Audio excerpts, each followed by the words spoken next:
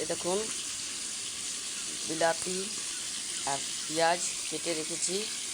এই দেখুন ছোটো মাছ এনেছে, এগুলো ভেজে রেখেছি। এই দেখুন মাছ ভাজছি। এই দেখুন ধনিয়া পাতা, এই দেখুন আদা জিরা গলকি রসুন কেটে রেখেছি। মাছ ভাজা হয়ে গেছে। এই দেখুন পাঁচফোড়নটা তেলের মধ্যে দিয়ে দিলাম।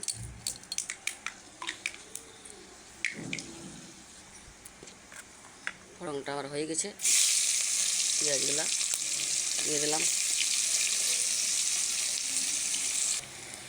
এই দেখুন বন্ধুরা, আমার পেঁয়াজটা লাল হয়ে গেছে।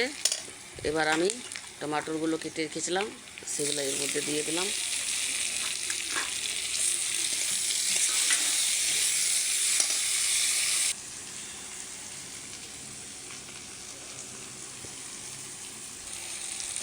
দেখুন বন্ধুরা, মশলাটা যে আমি বেটে রেখেছিলাম মশলাটা আমি দিয়ে দিলাম। লবণ, হলুদ গুঁড়ো, লঙ্কা গুঁড়ো।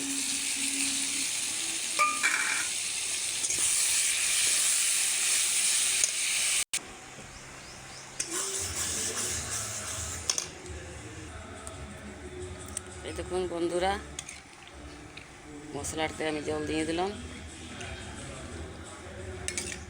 মাছগুলি যে ভেজে রেখেছিলাম এর মধ্যে ঢেলে দিলাম।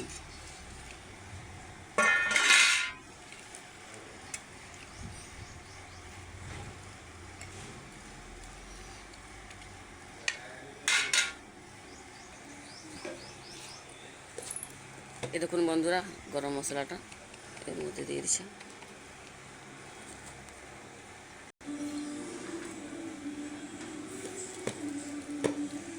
ধনিয়া পাতাগুলা ঝোলের মধ্যে দিয়ে দিলাম। এই দেখুন বন্ধুরা, ছোটো মাছের ঝোল কেমন হয়েছে আপনারা কমেন্টে জানাবেন। বাই।